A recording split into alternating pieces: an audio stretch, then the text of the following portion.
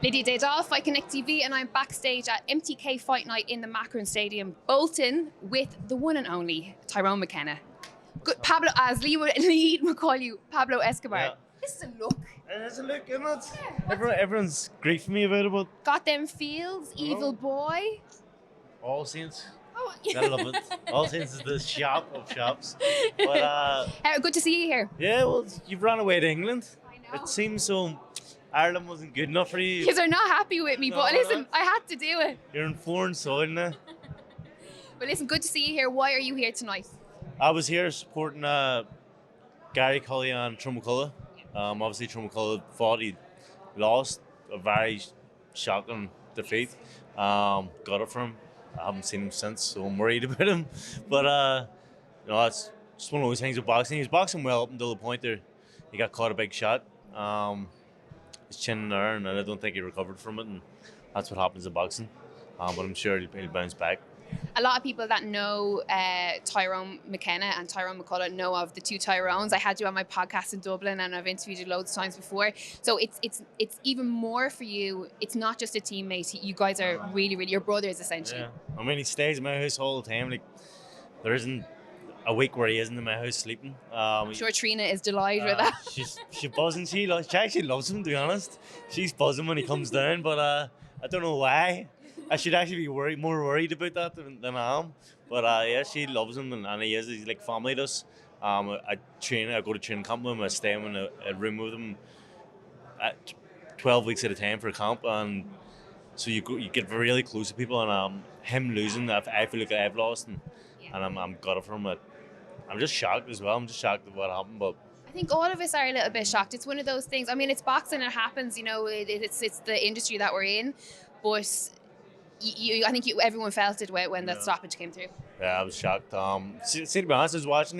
He was cruising it, and then I looked at him, phone, looked up, and he looked like he was hurt. And I was like, "What the fuck just did I miss?" But that is to say, it happens in boxing. So let's talk about your own career. Yeah. Obviously, you've been on quite a trajectory. You know, you're everywhere. The celeb, we would call you. I don't know about that. My last one was in the bag. I called off. So. What was that like? Obviously, I mean, you were there. You've traveled to Dubai. It's a pandemic, you know.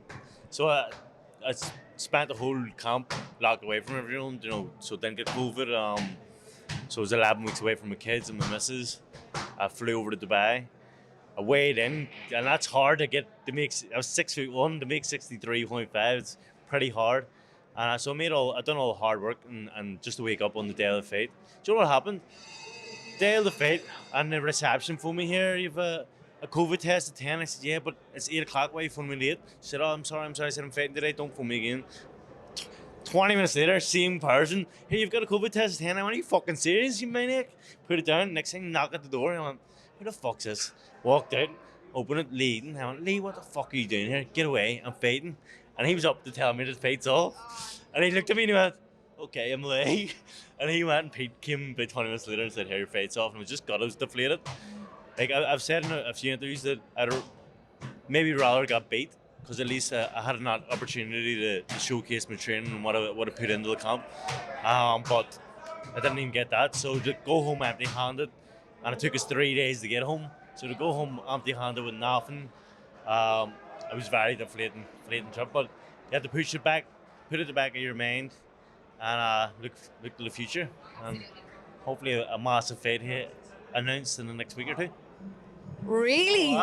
Is it one that we may think has been in the pipeline? I don't know if you may think it. No, I offered him. He's having a small break, so I don't think it's him. Right. Okay. That's one name off the table. No, hopefully next week it'll be released, but it's a big show. I'm excited. I'm buzzing for it, and I'm buzzing to actually get the fight. So obviously, we've seen this year in particular, you know, your teammate Tommy McCarthy, his little trajectory since winning that belt is, I think, for anyone, especially Irish boxing fans, they've looked at him and they're like, finally, he's been given his opportunity now. Yeah.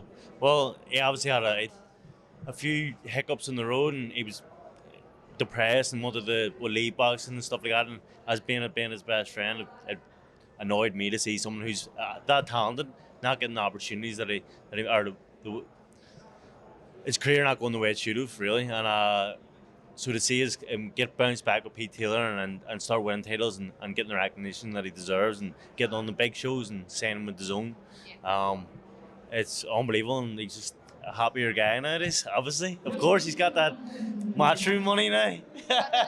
So. But I have been told that he forgets his wallet on many an occasion. I'd say he has his fight money from his first fight still. He hasn't spent a cent. The man's the meanest man in boxing. He's got his communion money still, as we say in Ireland. 100%. It's embarrassing. But he came away, he travelled it from Dublin to here because he said it was £80 cheaper to go from Dublin. So he gets over here and then he has to pay £100 for the PCR test, and he's fucking fuming. It costs him more. No escaping it, no escaping it. But listen, we look forward to your announcement in 2 weeks. Yeah.